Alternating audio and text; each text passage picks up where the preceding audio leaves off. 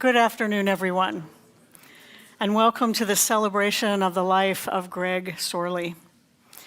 Thank you so much for gathering to remember and honor Greg's life.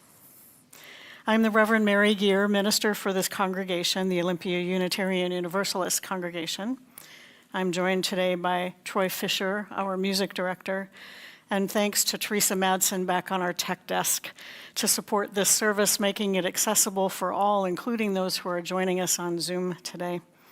And a special thank you to the many, many, many hands who helped support and create this sacred space today. We are streaming and recording the service. We are grateful for the gift of your presence in whatever way you have arrived today. It matters that you are here. Know that all of who you are is welcome here, your grief and your tears, your stories and your laughter. May this be a time and a place for each one of us to experience a spirit of love and healing.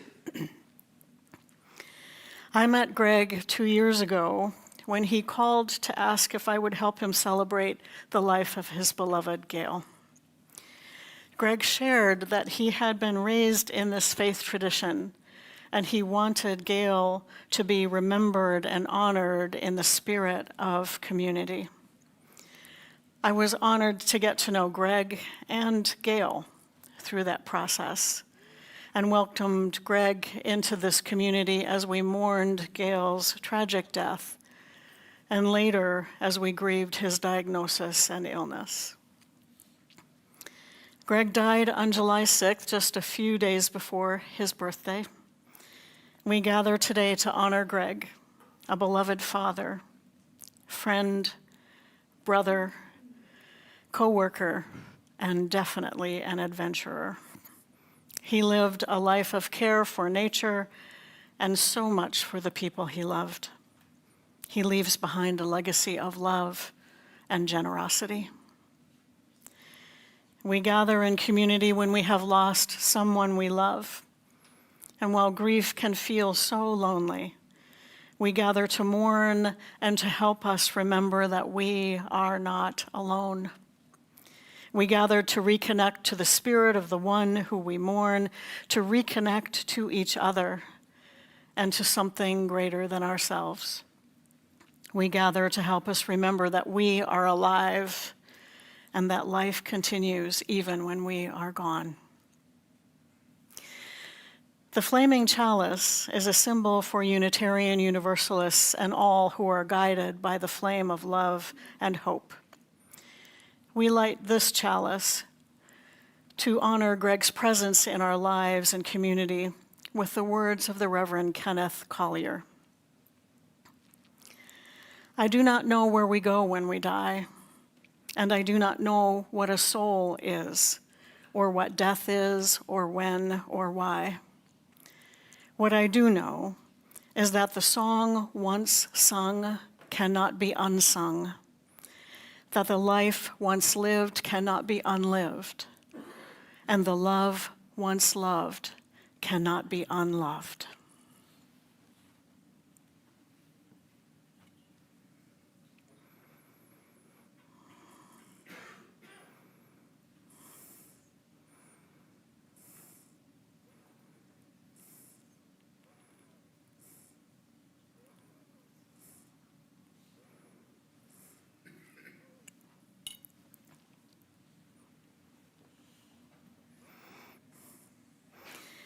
And we honor Greg with some remembrances now. Greg's sister Sandy asked me to read her memories of her beloved brother. These are Sandy's words. 2 years ago, we gathered in this same place for Gail's celebration of life, and now we are here for my brother Greg. I'm pretty sure that by the time we finish today, we'll feel his presence right here in this room. We all know Greg's love of traveling to faraway places, his adventurous spirit on hiking trails, and his curiosity about the world. But I'd like to share a few stories from when we were kids, moments that weren't always funny at the time, but definitely are now. When I was about 10 years old, I had a huge crush on Ricky Nelson. Greg was 9, and I used to write love letters to Ricky's fan club. And one day, I got a postcard back in the mail. I was thrilled. And then Greg, ever the realist, looked at me and said, "Don't get so excited. Ricky Nelson didn't even write that. It's probably from his secretary." My heart broke on the spot. Sandy continues, fast forward to high school. Greg had broken his leg skiing and was laid up on the couch for weeks, cast and all. Mom told me to be extra nice to him and wait on him hand and foot. He was loving every minute of it.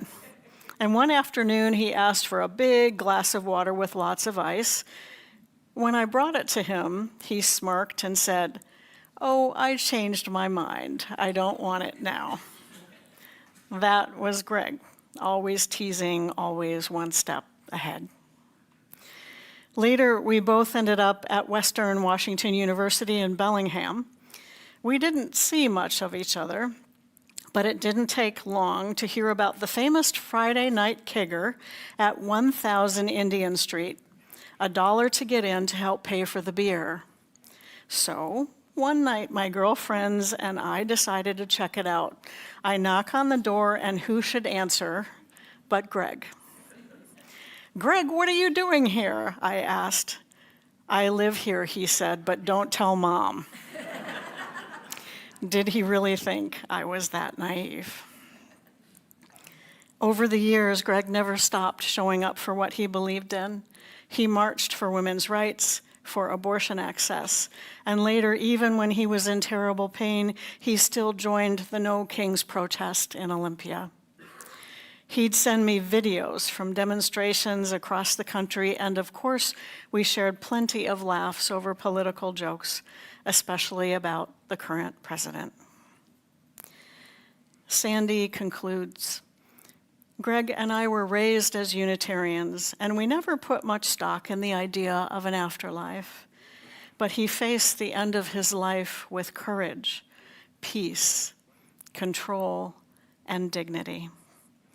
That was Greg, bold, practical, and unforgettable.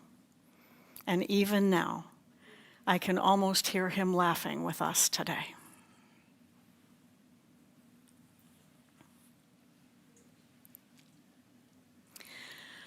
Diane?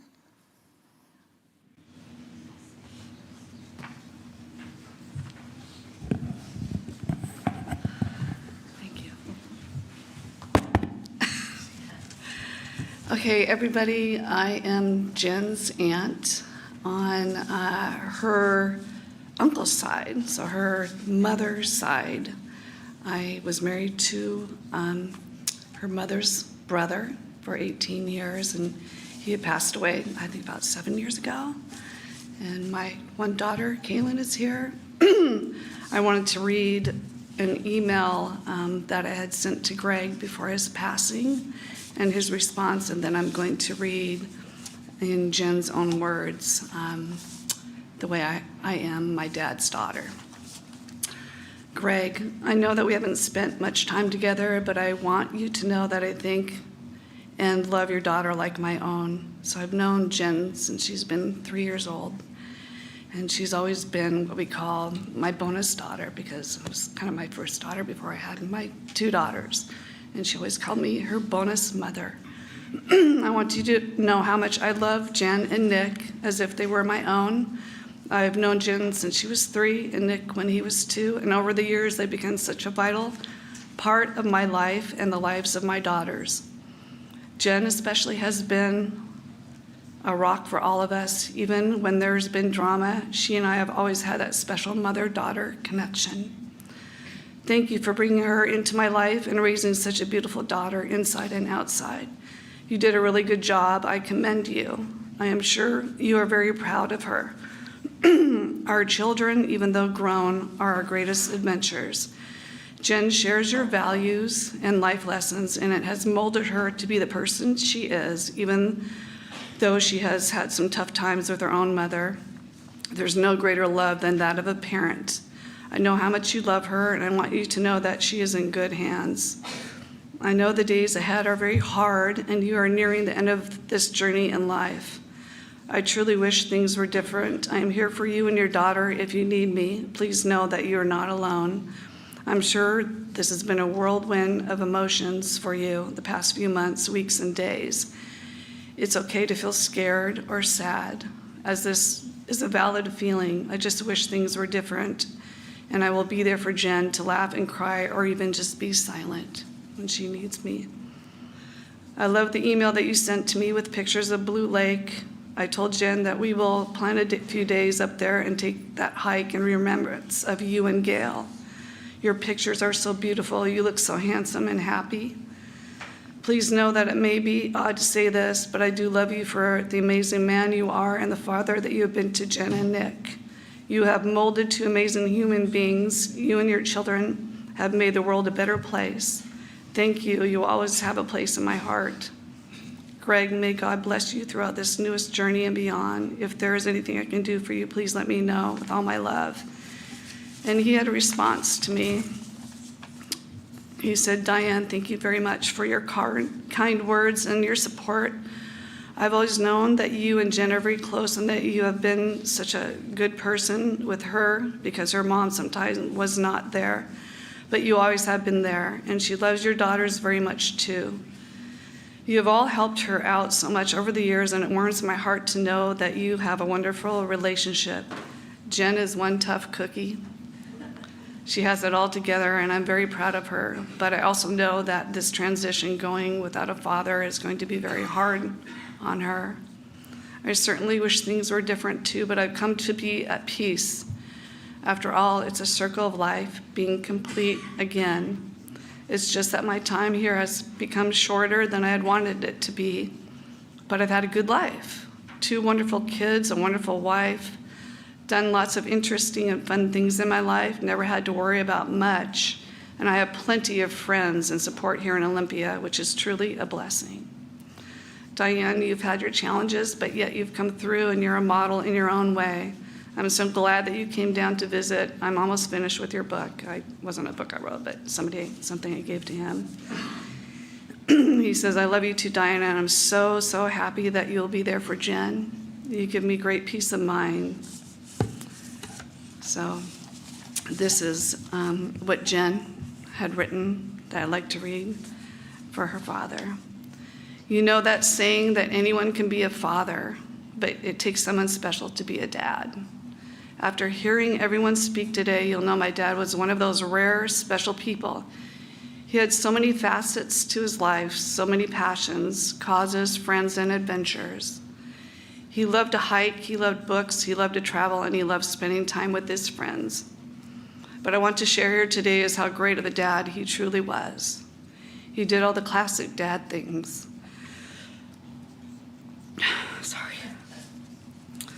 Took us camping, hiking, and on vacations to places like Disneyland and Tahiti. But before he married Gail, he wasn't just my dad, he was also my mom. Through our early years, and once we left the nest for college, he carried the weight of 2 parents and then some, and never made us feel like he was. He never missed a recital, a report card, a gymnastics competition, a tennis match, or any of my 6 half marathons. The last one was in Malibu when I crossed the finish line. I couldn't find him or his wife, Gail, anywhere. It turned out that the 2 hours I was running, they had bamboozled volunteering, wearing bright orange shirts and handing out bananas and water to all the finishers. That was so him, always doing the most he could with whatever time he had for as many people as possible. And of course, afterwards, there were the obligatory finish line photos, a celebratory pasta dinner, and beer. I should mention that my dad photographed every single moment we ever spent together. He showed up for my brother and me throughout everything, the good times and the tough ones. whether it was bailing us out of a jam, helping us with a parking ticket, or moving 7 times across the country. He was always there, and he did it all with a smile. Even though we were mirrors of each other in many ways, I also had his opposite, never settling down, rarely staying in the same town for long, and never working at the same job my whole life. I think it shocked him and probably worried him a bit, but he pretended otherwise and supported my choices as if they were all great ideas. Deep down, I know he probably cringed, but he never let it show. He was my safe place, my home, my #1 fan, and I am his. My guide, my love for travel started with him during my junior year of college when I brought up the idea of studying abroad. He encouraged me to go for it. I was accepted to the American Intercontinental University in London and even landed a part-time internship at Austin Reed in their advertising department.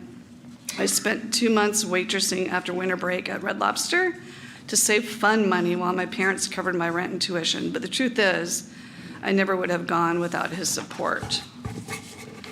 Those 5 months in London changed my life. I lived with people from all over the US and traveled to 4 countries while I was studying and working. That experience shaped who I am, independent, adventurous, and endlessly curious. Since then, I've lived in Arizona, California, Washington, DC, and back home to Seattle. I've traveled to 13 countries and more cities than I can count. I still get butterflies every time I board a plane or train because I know I'm about to embark on another adventure that I all owe to my father. That sparked to him.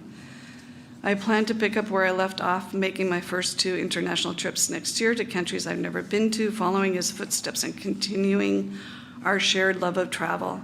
I may even see if I can collect more pins than he had and Gail had, which was already pushing 76 countries. My dad wasn't just my travel inspiration, he was my moral compass. Through every challenge, he guided me to stay strong, to be responsible, and to do the right thing. He reminded me to vote even when I didn't want to work hard, to stay focused, and to be a good person. He held me accountable in the ways that sometimes drove me nuts, but they made me better. Some of you are here today and may have experienced my event planning tendencies, my persistence on projects, and my love of a good checklist, and my tendency to delegate or micromanage when things aren't moving fast enough. Several years ago, Gail found my to-do list scattered all over the house, even in the garbage can, and burst out laughing because she suddenly realized exactly where I'd gotten that obsession from, which was my dad. For those of you who may not know, my dad spent nearly his entire career as a program manager with the Department of Ecology. Overseeing waste and oil spill cleanups, he carried those type A skills well beyond the boardroom, planning every detail of family trips, weekends with my brother and me, and later even my adult visits home. He planned our trip together to a T, often telling me that we'd be doing what we'd be doing even before I arrived. At times, it could drive me crazy, but over the years, I grew to love it. Eventually, I realized I inherited that same instinct for structure, detail, and care. And even in the end, when he knew his time was limited, he did what he did best. He planned. With his usual sense of control and love, he made list after list for me to ease the burden, what to do after he was gone, how to handle the house, who to call, even who to invite to his memorial. He said his goodbyes to everyone personally. As backup, he even instructed several of his friends to stay on me to get his to-do list done. He prepared for his ashes in March, ordered 5 death certificates, just in case, wrote me bullet points for the obituary, outlined who I should invite today, and selected photos for his slideshow, though of course we had a few of our own. As much as I miss him, I can help but smile knowing he's still managing things in his own way, still being my dad, still guiding me even now. Simply said, he was my goat, the greatest of all time.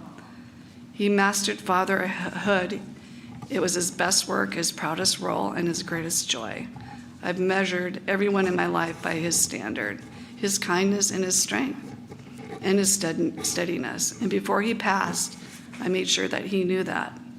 He was my hero, and sometimes instead of sinking after losing him, I felt stronger. In these past 2 months, I've accomplished more than I have in years because he's still with me, pushing me forward, keeping me steady. I'm so deeply proud to be his daughter. And I want to read one last thing that I sent to Greg. It's called "You Are More Than a Memory." Even though you have left this world, your presence remains, your impact, your essence, your spirit. They all live on in the hearts and minds of those who knew you. Your presence only changed form, and your light continues to shine brightly. It's felt in the breeze, in the warmth of the sun on a cloudy day, in the scent of you, in the stars above. Your spirit lives on. The laughter of loved ones, the sunsets, and the kindness shared between strangers. A beautiful reminder of the love and light into this world that you gave. You are more than just a memory. You are a story to be told. I love you and miss you so much. Until we meet again. Thank you.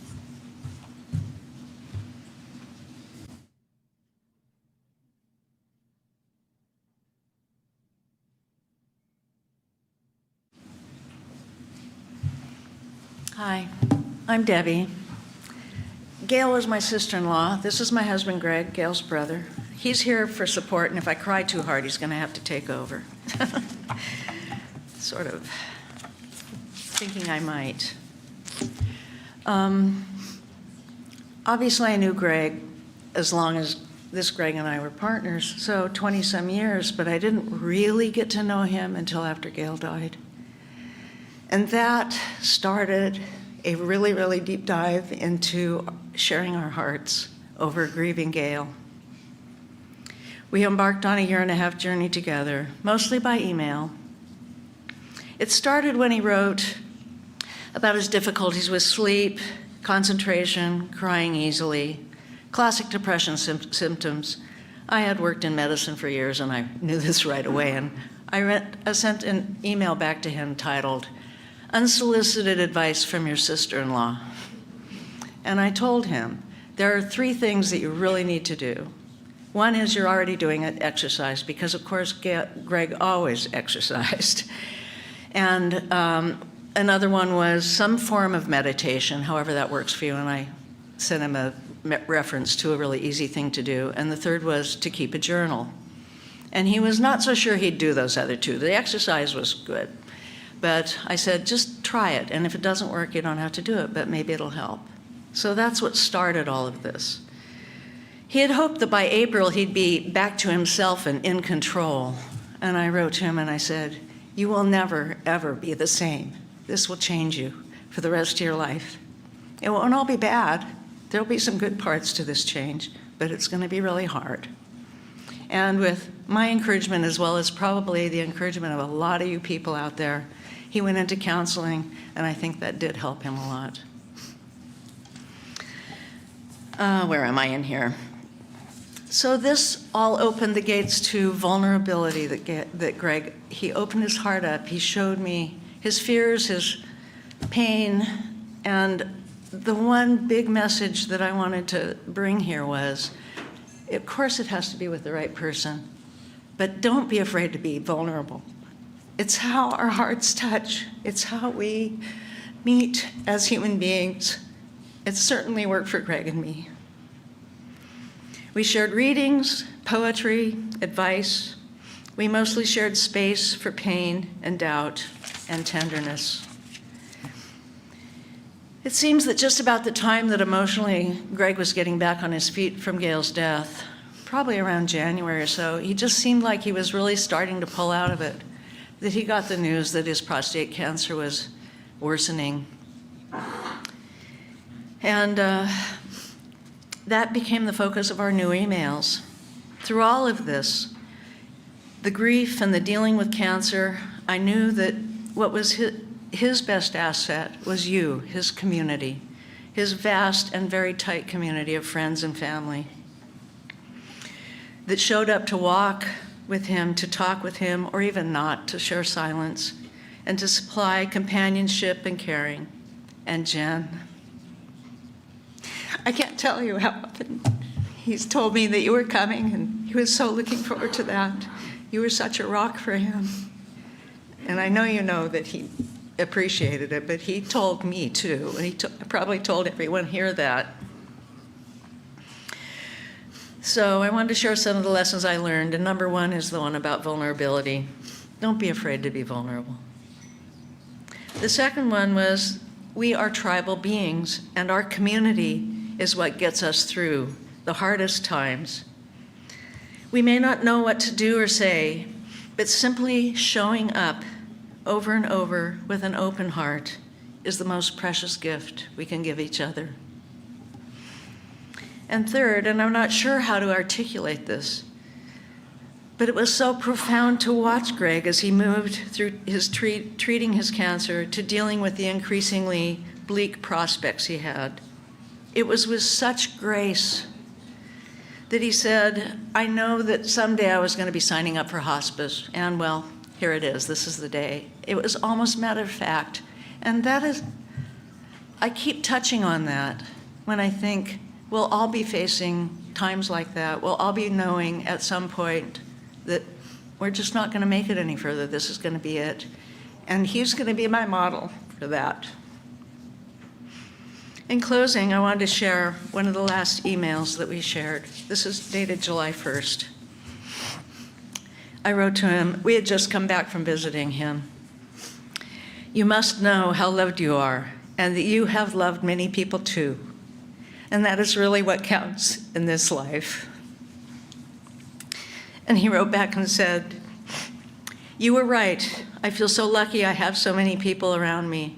When you get to this stage of life, you realize that relationships truly are the most important thing, and nothing you can do meaningful can be done by yourself. It's all because of your involvement with other people. Love, Greg. I hope you all know what a precious thing it is, the community you have built together. And do what you can to support that and keep that going. And finally, I wrote a poem. It's called Grief. For Greg. After Gail died, we thought it was all for you, this deep dive into grief, checking in often, sharing books, poems, essays, urging you toward therapy, walking, talking, time together. How we held your anger, fears, depression with reverence, allowing room for your breakthroughs and insights. Little did we know, all too soon, we would need all of this to grieve you.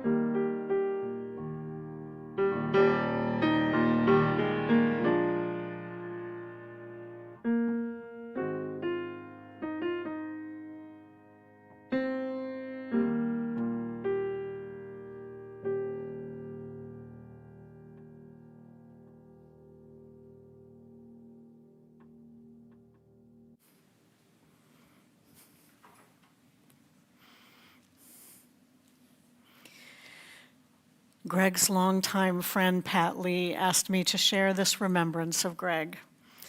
These are Pat's words. I first met Greg Sorlie in the mid-'70s when he stuck his head into my office and said, I know what those posters are. I had covered my walls with concert posters of my favorite band, the Grateful Dead.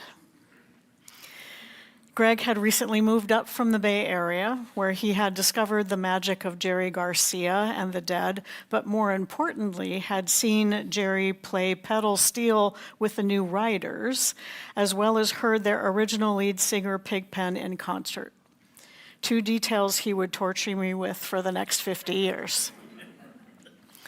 Later that year, Greg flew to San Francisco to bring in the new year at the Cow Palace, watching the Dead jam with David Crosby and Carlos Santana. I knew then that this was a guy to take seriously. Between the 2 of us, we didn't miss another New Year's Eve in the Bay Area for well over a decade. Pat continues. Back in Olympia, working at the Department of Ecology, we quickly became fast friends. Greg started out in water resources, but soon joined me in a planning unit with Bill Obert. That unit morphed into comprehensive programs and then into operations and enforcement. Our big achievement back in those days was running the beer keg activities during the semi-annual parties the agency sponsored in ancient times. We also started our daily exercise programs, well, almost daily. Gary Rothwell and I foolishly ran in the Tacoma's Sound to Narrow race after attending the Grateful Dead concert in Portland the night before. The Sound to Narrows race became a critical mark in our yearly events for years afterwards, with Roger Stanley joining us in our successful attempts to stay ahead of the Marine Regiment chanting on our heels. Our exercise program continued until this year, not only trying to stay healthy, but also in a futile attempt to lose weight. Our most infamous attempt was to hit the goal of 199 pounds in 1999. Greg sadly texted me this past June when he finally hit his target weight. Over the last 10 years, we started biking, which culminated every year with the pumpkin run up the Puyallup River to Orting in search of the acres of pumpkins in the valley. Pat concludes, but going back to our ecology days, we now had a gang of young fellows. We decided to follow the lead of our hero, Jim Kroll, and his sidekick, Harry Tracy, and start up our own poker game with slightly different rules. The most important rule was to always spend more money on refreshments than on poker losses. We even allowed women into our games, with our good friend Nancy Stevenson joining us in games which now included Phil Miller and John Yoakum. In 1989, we both turned 40, which we celebrated in Greg fashion with a 6-band extravaganza at the South Bay Grange. Some of those same musicians are with us today as our house band. We have posters by Jim Schlender left over from the famous event, if anyone needs one.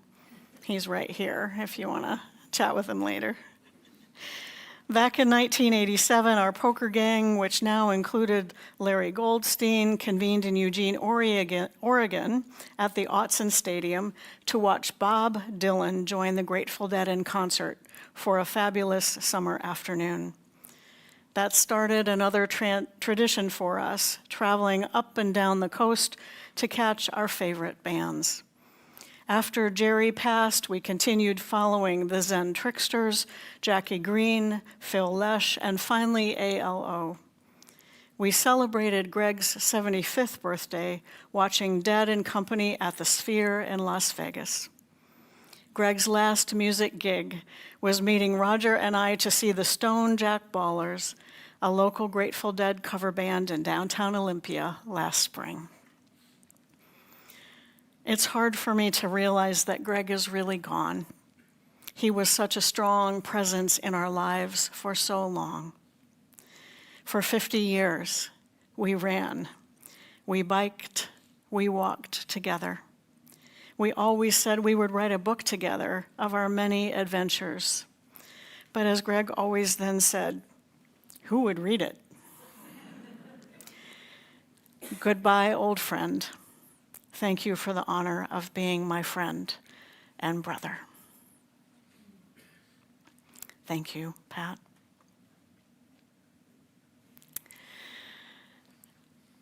Greg's friend, Jeanette Bareka, created this remembrance of his life.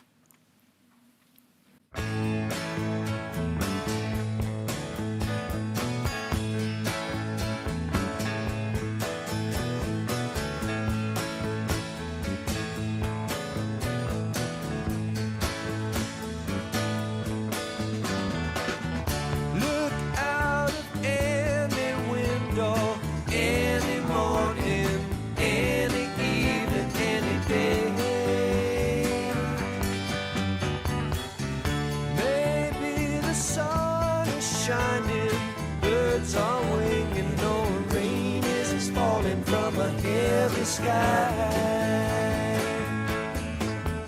What do you want me to do for you, to see you through?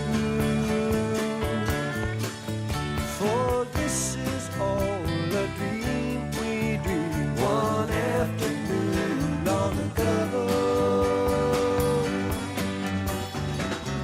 Walk out of any doorway, feel your way like the day before. Maybe you'll find direction around some corner where it's been waiting to meet you. What do you want me to do, to watch for you while you're sleeping? Then please don't be surprised when you find me dreaming too.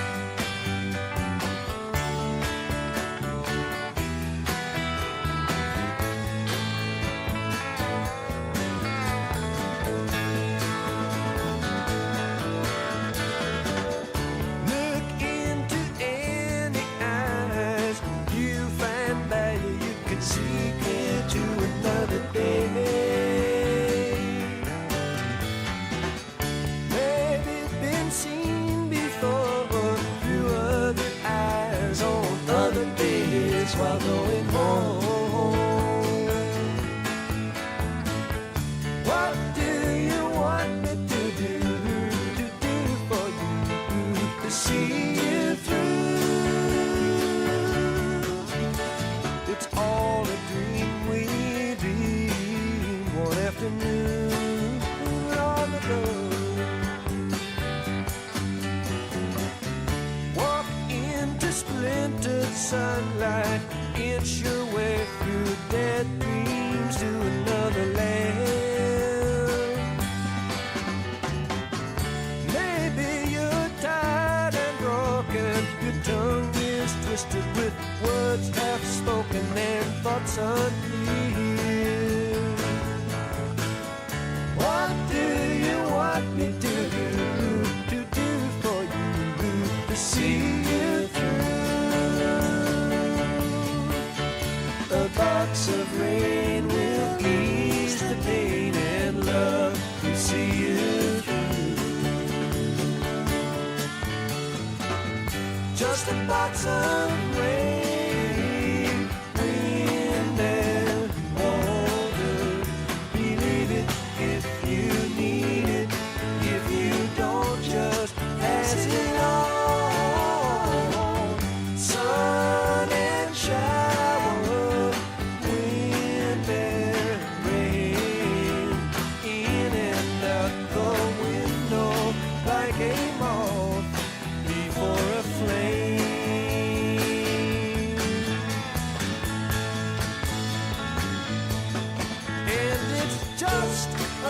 drops of rain. I don't know who put it there. Believe it if you need it, or leave it if you dare. And it's just a box of rain or a ribbon for your hair. Such a long, long time to be gone, and a short time to be there.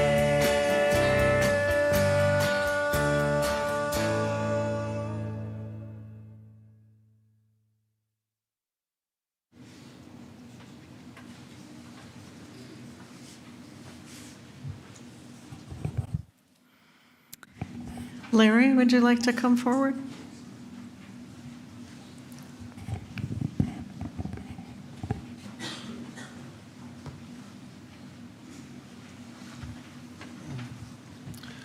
Someone suggested I write a poem. First meeting, first impression. Repurposed two-story brick dorm. First day on the job. Find corner office. Poster a favorite band right there in plain sight. Greg with open hand. A conversation. Greg, kind, confident. Agency mission. Greg, compassionate leader. Pileated woodpecker grasps fir trunk just outside window. A lifer. A brother, a bird. Can't believe my good fortune. And thus began a 40-year friendship.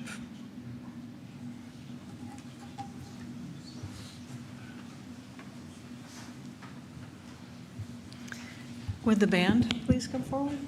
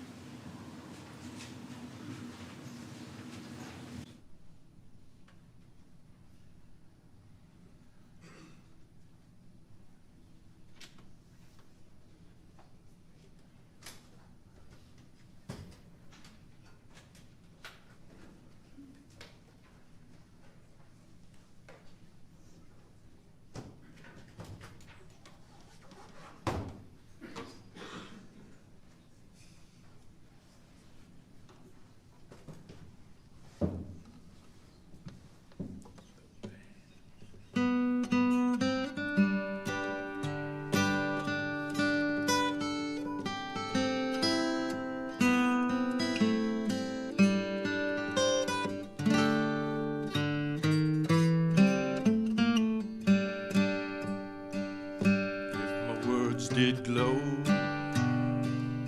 with gold of sunshine, and my tunes were played on the harp unstrung. Would you hear my voice come through the music? Would you hold it near as it were your own? It's a hand-me-down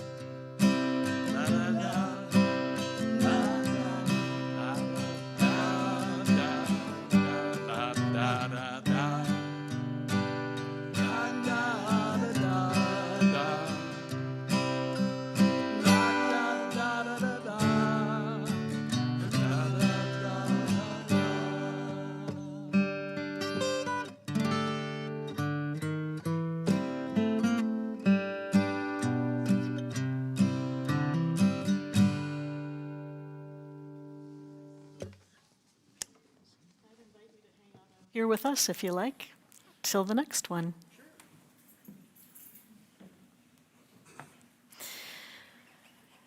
There are many stories and memories of Greg with us today. We make time to hear some of them now. For those who are joining us online, I would invite you to share a quality or a brief memory about Greg. You can place it in the chat and we'll share it with Jen later. For those here on site, if you have a story that must be told, I'll invite you forward to tell it in just a moment. And there will be time for sharing during the reception. We'll begin with a few of Greg's friends. Jim, would you like to come forward? You might want to come around this way. Okay? All right.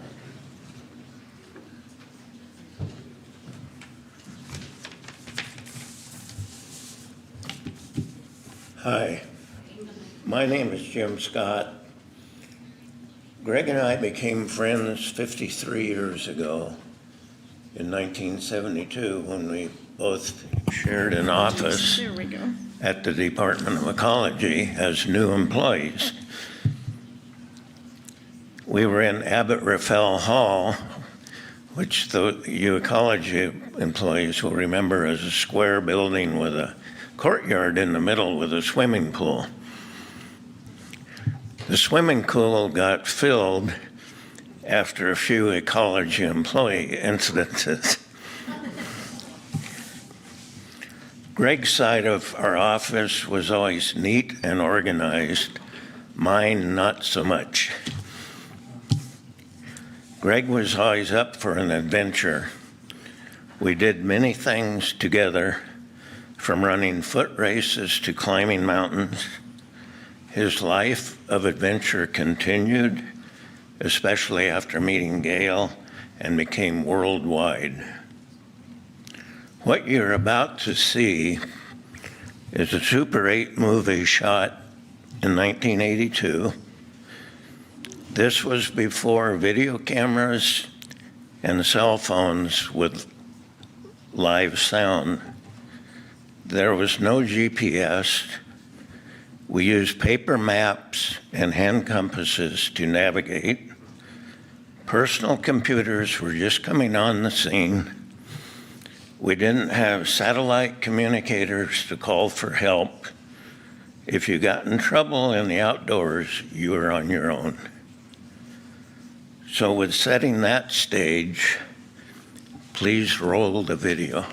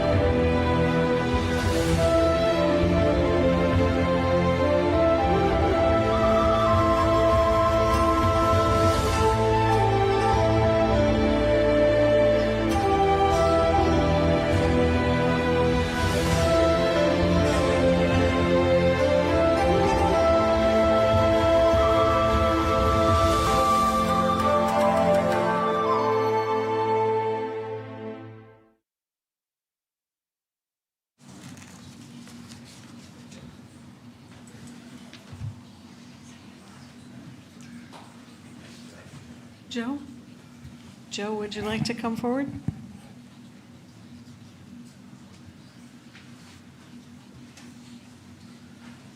Couldn't find you. I'm right here. Right, good. I brought notes this time.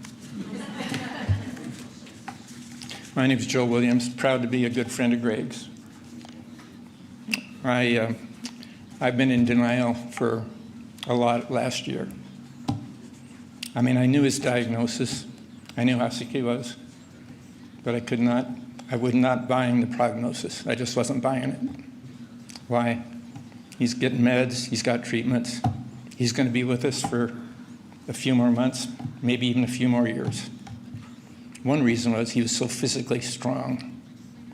If I couldn't get the jar off the peanut butter, lid off the peanut butter jar, I'd hand it to Greg. He'd snap it right open.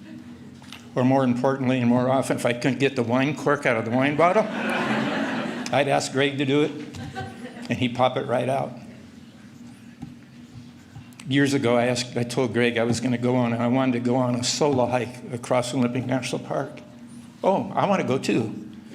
When I explained that wouldn't be a solo hike, he said, here's what we'll do. We'll take separate cars, we'll drive to opposite end of the park, we'll meet in the middle, we'll exchange car keys, and we'll hike out. So that's what we did. We met early. I took Greg's car around to the Duckabush. He drove my car around to the Quinault. On the third day, we met up near O'Neill Pass, set up our tents. But when Greg came up the trail, when I first saw Greg come in here, he was carrying the biggest backpack I'd ever seen. It was like a refrigerator on his back. He even had a chair strapped to the back. I don't know, I thought my pack was heavy. There's no way I could have lifted Greg's pack. That's how strong he was. So we had breakfast the next day, we split up. I went towards the Quinault, Greg went out to Duckabush. I was feeling pretty good. I got home and I got down to the car in 5 days instead of 6. Greg left a little note in my car saying, "Great hike, huh, Joey?" So I got home. I wanted to let Greg know I was home, but I knew he was still up in the Duckabush because that was a long way. He had that heavy pack and it was really steep up there. So I called his landline. There wasn't going to be any cell phone up there. I called his landline. He answered the phone. I said, "Greg, you're home." He said, "Yeah." He said, "You?" I said, "Yeah, I got home a half hour ago." He said, "What took you so long?"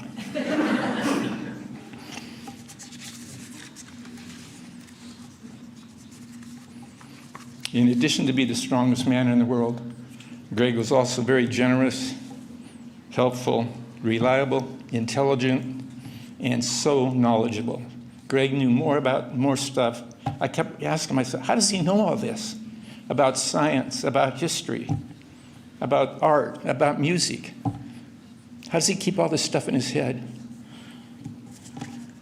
And he's a great communicator. How many times did we get messages, emails, texts, keeping his friends together, talking to us, letting us know what was going on, making us all feel very special. I met Greg, too, at ecology 46 years ago. We worked in separate programs. I didn't know him very well at the beginning. But as we became managers, I spent a lot more time with him. So many meetings. And I got to know Greg so much better. And I realized he was much more than a party animal. He was a hard worker. He was focused. He was disciplined. He was respected by all the staff that worked for him, and held in very high regard by the managers, his colleagues on the management team. As we got to know each other, we realized we had things in common. We both were Washington natives. We went to high school in north end of Seattle. Here's a fun fact. Our fathers went to Bellingham High School at the same time. We don't know if they knew each other because we found this out after our dads had passed, but that's quite a coincidence that our dads were together in high school at the same time. We had so many things in common, the outdoors, hiking, and travel. And as you heard, Greg and Gail have been all over the world. Marilyn and I, my wife Marilyn and I, we traveled a lot too, so we decided to go traveling together. The first place we went was the Tour Mount Blanc, which is a hike around Mount Blanc through parts of France, parts of Italy, parts of Switzerland. And that was just a wonderful trip. And when we started that, it was miserable weather, it was raining. And when we got up to the first pass and got to the guest house, it was crowded, stinky, because everybody who was hiking had to go in that place. And so we had to bunk together. 4 of us shared the same room. But that started a real strong friendship of us traveling together. We traveled to we did more than 19 trips together all over the world. We went to Spain, Italy, France, lots of places, other places in Europe. Most of these were done by trekking. We'd go from guest house to guest house with just a map and a narrative to tell us how to get to the next spot.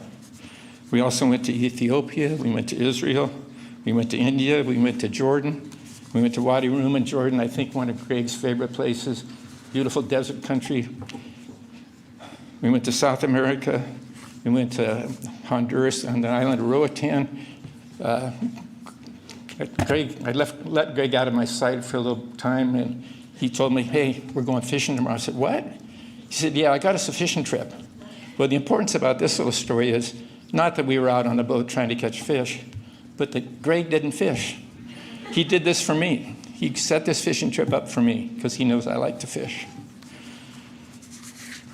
When we were in Srinagar, which you remember is the summer capital of Kashmir between Pakistan and northern India, we wanted to go on another hike. So we asked our driver, can you find us a place we can get up and do a little hiking up in the woods?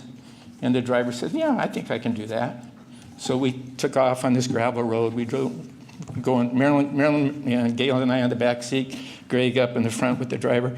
Took off on this road, probably traveled about 20 minutes, 30 minutes. We came to a guard station and a guard. And the driver and the guard started talking. And it was apparent that we were not going to go any further. This guy wasn't going to let us in. Greg held up his camera. He had a little camera he always took with him. And he goes, National Geographic. We're from National Geographic. and the guard and the drivers talked a little bit. The guard stepped away and let us in. And I think that's probably the hardest we laughed in all the travels we did. That was I mean, that's how clever and funny and what a joy it was to travel with Greg. I love Greg and I miss him very much. I think of him often. I have reminders around the house. I have a little folding knife I keep in the kitchen drawer that we got when we did the Camino de Santiago in Spain, and we walked that together, and Greg bought the same knife, so I see that knife, I think of Greg. I've got a couple framed posters in my workshop that Greg gave me as a surprise on separate occasions, just because he knew I'd like them. Here, Joe, I think this will look good in your shop. I've got a couple of Ray Troll graphic T-shirts. Reminds me of the time that Greg and I and Marilyn and Gail went up to Port Townsend to hear Ray Troll speak. And I've got a coffee cup from Scotland. That's the last trip we did together, the 4 of us, and that was just 2 years ago. Last month for Greg was difficult for him, but through the discomfort and the pain, he complained little. He was always upbeat, and he left us with grace and dignity. And I believe that he's in a much better place now, and I certainly hope he's with his beloved Gail.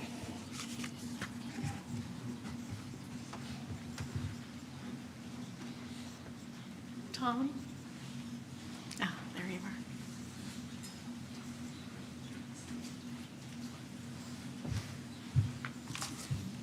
are.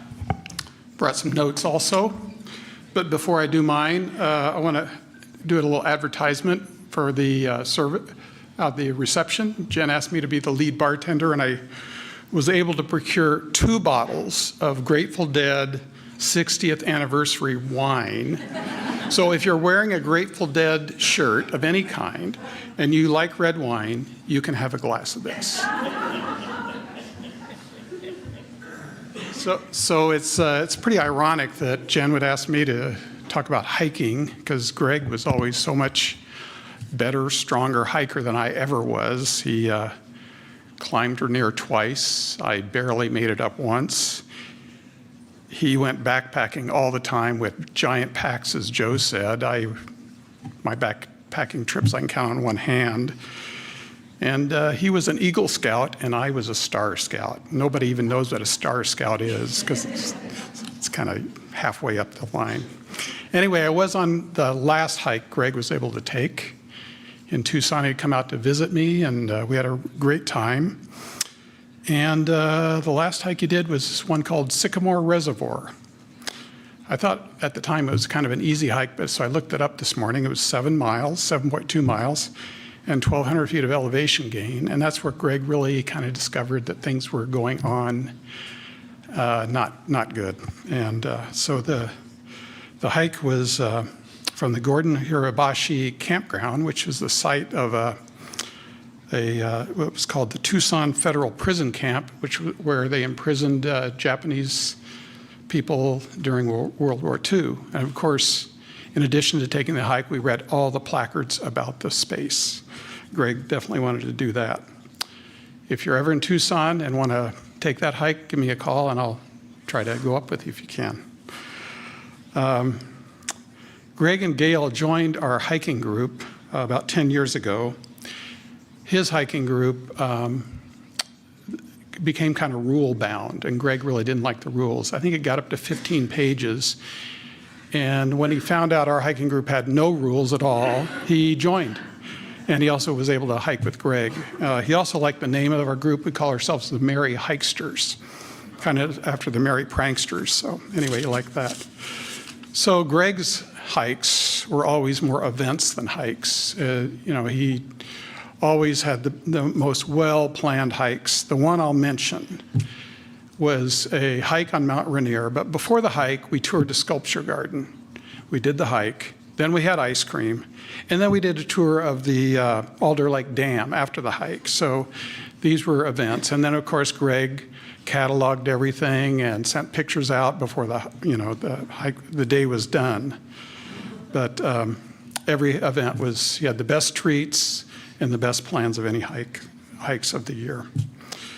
So Greg and I really didn't become good friends until after he retired. We were close, or we were friendly. And when I started at ecology, Pat and Greg kind of took me under their wing and showed me around, which was really nice. I really appreciated that. But Greg and I were both program managers at ecology. And if you know Greg, I mean, I always hated to be in any kind of budget meeting with Greg where you were competing for dollars, because he would fight for every dime. And I always said you didn't want to be competing with Greg over money, because he would always win the fight, because he was always very well prepared. But when he retired, Greg put those significant energies and talents into planning events and doing adventures, and he did a wonderful job at it. And we became good friends and did a lot of things together. So out in the common area, you'll see a poster and you'll see a sign-up sheet. So Jen and Joe and I are going to lead a hike next year, and we're going to spread some of Greg and Gail's ashes. So hike yet to be determined, time yet to be determined, but if you're interested, get on the list and we'll include you in the invitation. So lastly, I want to say that after 72 and a half years on this world, I decided to do magic mushrooms on Wednesday of this week. And Debbie, my big revelation from that experience was relationships are everything. And for those interested, Greg did visit me. He's there. He didn't say anything, but he was definitely smiling that Greg smile of his. So he is definitely still with us.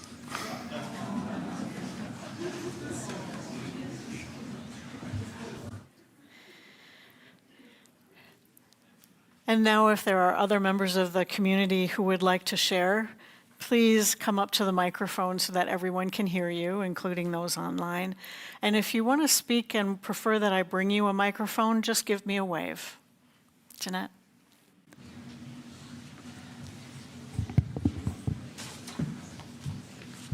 Hi, my name's Jeanette Barreca, and I've been to frequent gatherings and adventures with Greg over the years. He was known not only as Brother Odin, but also as his walkie-talkie handle, Roadrunner.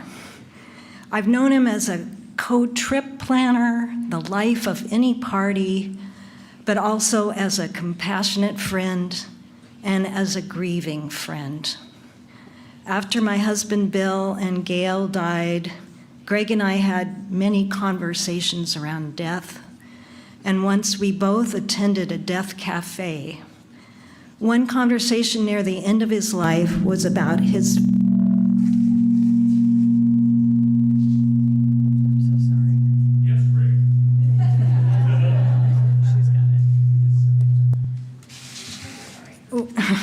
was about his favorite charities. I had been to fundraisers with him for Capital Land Trust and for what used to be called the Black Hills Audubon Society. We also both volunteered during legislative sessions for the Alliance for Gun Responsibility. In his final days, I learned that another favorite organization was the local chapter of Planned Parenthood. So I am encouraging you to consider making a donation in Greg's memory to the organization of your choice that was also one he supported. Thank you.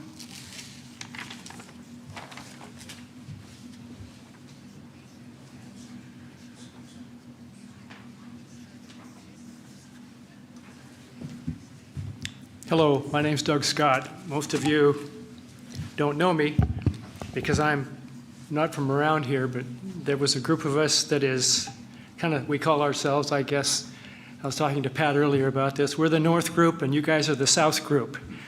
And basically I have known Greg Sorlie for only about 2 weeks.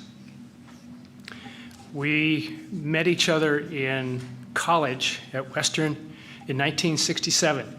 We were suite mates. Suite, that's S-U-I-T-E.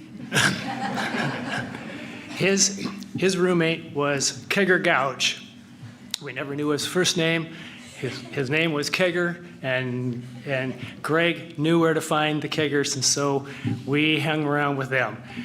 There was probably 7 of us who had just basically gone to college together for the first time. We were all freshmen.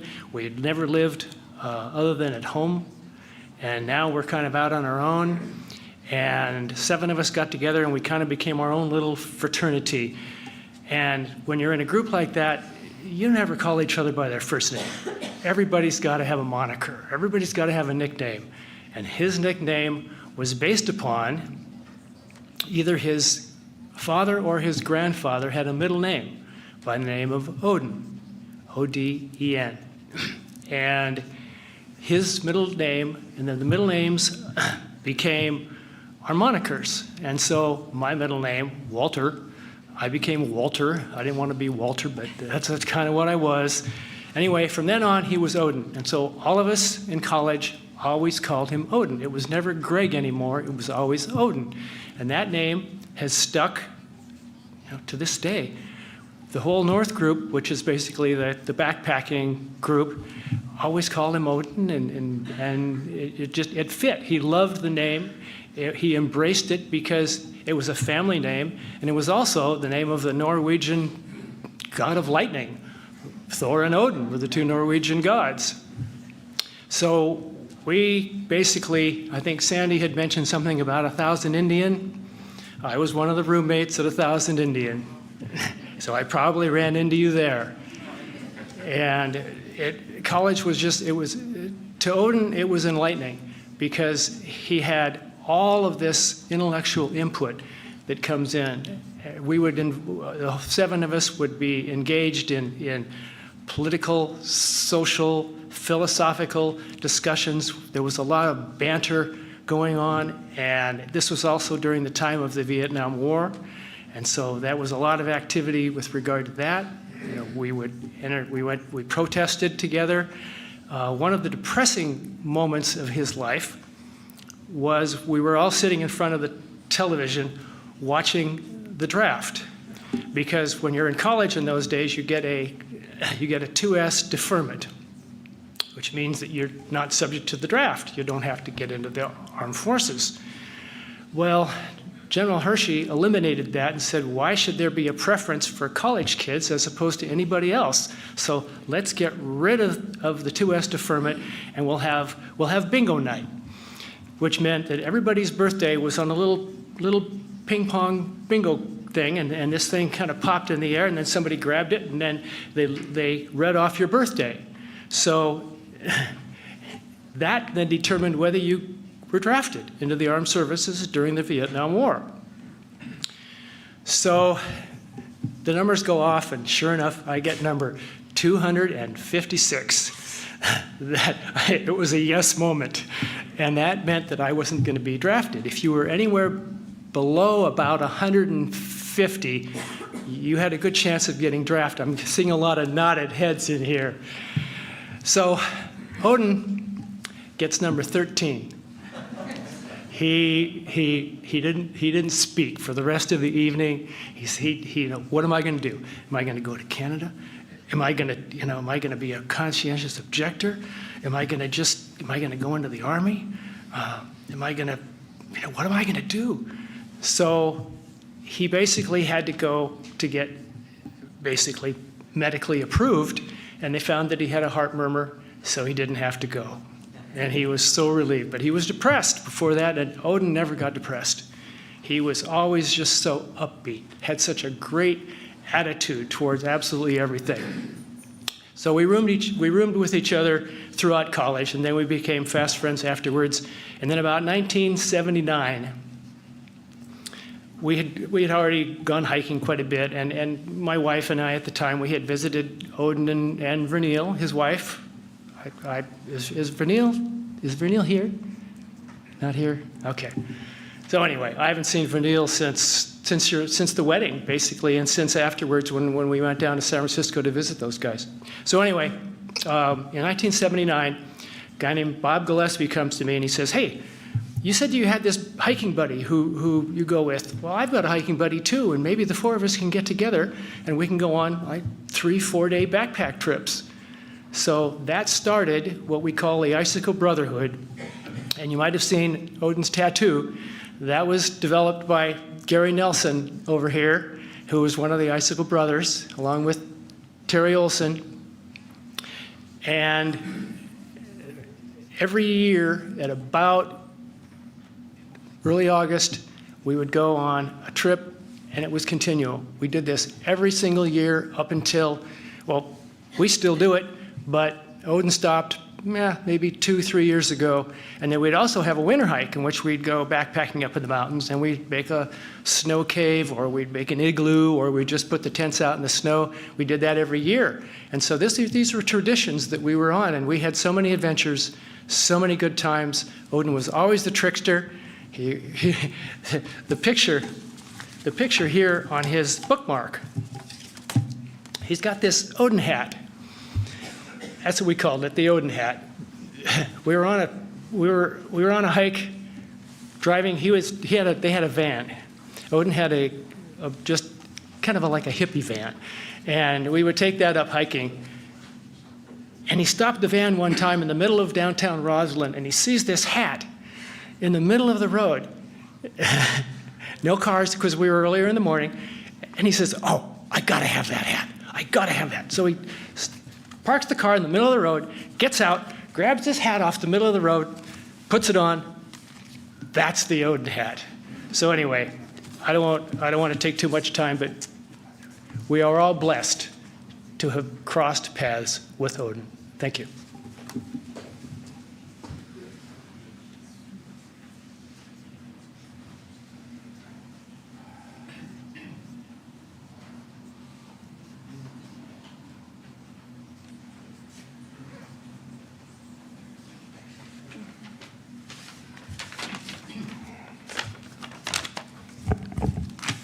Everyone. I'm Darren Rice. Greg was my friend and colleague and mentor. We worked together at Department of Ecology for many years. We were both program managers for the Hazardous Waste and Toxics Reduction Program. He taught me a lot of really valuable lessons about life and work, and I just wanted to share a few of those lessons. Lesson one for me was small acts of kindness. Early in my career, he believed in me when I didn't really fully know who I was or really how to believe in myself or what my career might be. He planted a seed about applying for a section manager opening. It was subtle, just a few words, and I barely really knew Greg then. I only had about 6 months of acting supervisory experience, but he got me thinking, why not me? And so I applied, and I got the job. So small acts of kindness and support, you don't know what kind of impact they're going to have. So I encourage everybody to keep doing those in your own lives. Lesson two, planning for the future. So I fast forward a bunch of years, and now I'm a seasoned section manager at Ecology. When Greg unexpectedly announces he's going to retire at the age of, 56? I'm panicking a little bit. How are you retiring at this age? Why are you retiring at such an early age? I couldn't stop asking that question. He said he loved Ecology and his work and the people there, but he had new adventures, calling him. He wanted to see the world and spend more time outdoors. The thing that really stuck with me is he told me, I'm retiring now because I'm in a window where I can still do whatever I want with my mind and body. And those few words stuck with me. It had a huge impact. From that day forward, and I was only around 40 at the time, I initiated what I called the Sorlie plan, where I set aside enough money each month to try to do what he did. And many years later, in my late 50s, that's what I did. Retired from Ecology, I think with my mind and body ready for what was next. So anyway, there's power in thinking ahead, following your heart, and compound interest. Lesson three, practice what you preach. Greg's post-Ecology plan wasn't just hot air. It was the real thing. He lived his life after Ecology just like he planned it. He fulfilled the destiny he created for himself. He traveled the world with Gail and went on hundreds of hikes with, so many people that are in the room here this afternoon. Last lesson, lesson number 4, the most recent lesson. Death with dignity and grace and courage and intent. I saw Greg about a week before he passed. He hosted me on his back deck, answered the door. We went back there. We had just a heartfelt visit. And despite him being on pain meds, I found he was as lucid and on point as ever. And I shared with him pretty much what I'm sharing with you now because I wanted him to know. I'd told him bits and pieces of that over the years. I also shared with him my sadness at the thought of losing him in my life. And then he gave me my last lesson, the way only Greg can do, sort of gently redirecting me in his kind of compassionate but direct way. He said, I'm in my mid-70s. Do I wish I didn't have cancer? Of course. Do I wish I could have lived longer? Sure. But I had a great life. I'm grateful. And I'm going out on my own terms before my mind or body are totally out of my control. So once again, he had a plan, and he stuck to it. Like he had so many times before, he helped me by living his principles and sharing his perspective. He really lightened my load at a time when his own load was sort of incomprehensible. He helped make death a little less scary for me and a little more like the natural order of things. So I think often the most words are the least words said right. His friend and colleague, Rob Duff, who's here, said it best, I think. Greg lived a big, bold life.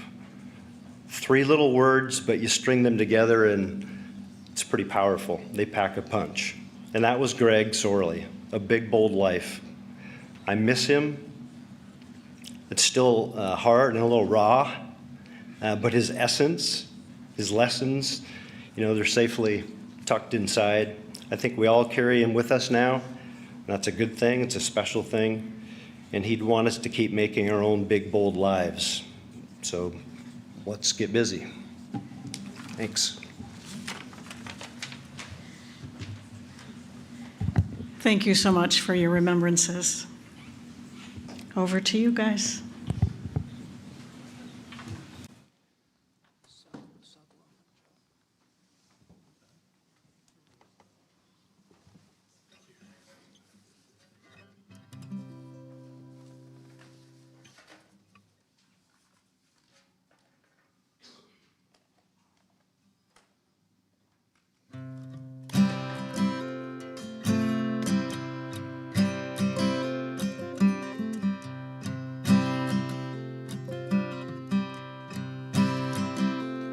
May God bless and keep you always. May your wishes all come true. May you always do for others and let others do for you.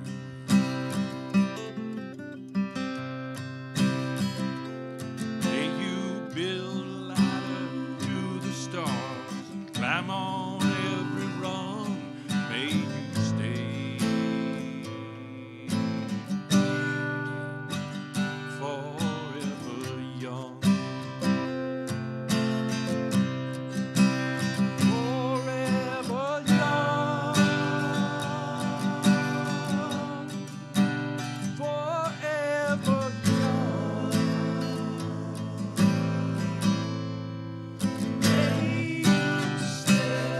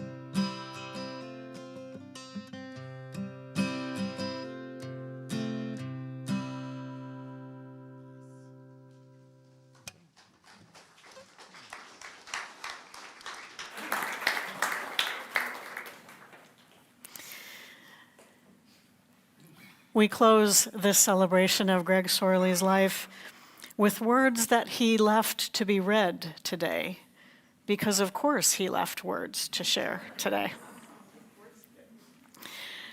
Greg wrote, "Do not mourn my passing too much. My circle of life was completed, and it was time for me to go. I really did have quite a full and rewarding life. Along the way, I made many mistakes, things I did or said that I wish I had not. But I am also so happy about the wonderful experiences and accomplishments I have had, none of which could have happened without the involvement of others. Most importantly, it was the relationships I've had, family and friends. My kids were the joy of my life, and Gail was my rock. We can often get sidetracked in life with trivial things that may seem important at the time, as we do, but they never really are. Love is what is most important. It sustains us, supports us, connects us. I have loved and was loved in my lifetime. I am so thankful for that. Wherever my spirit goes now, I will miss all of you, my kids, my friends, my lovely Gail. When Gail passed, it was the worst thing in my life, but it was family and friends that were so supportive, which kept me from sliding into despair and worse. And remember, we are not rehearsing for life. It is happening right now. Take care. I love you all. Greg."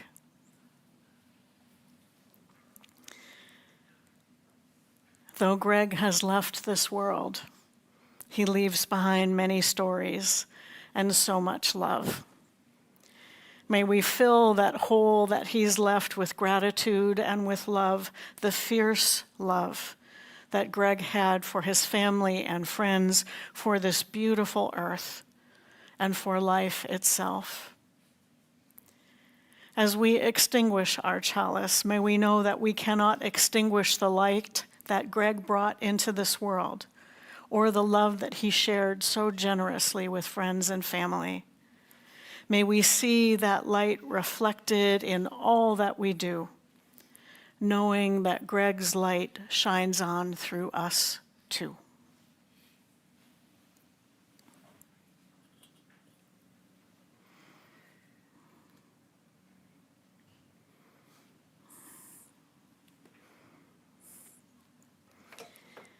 For those who joined us online today, thank you so much for your presence.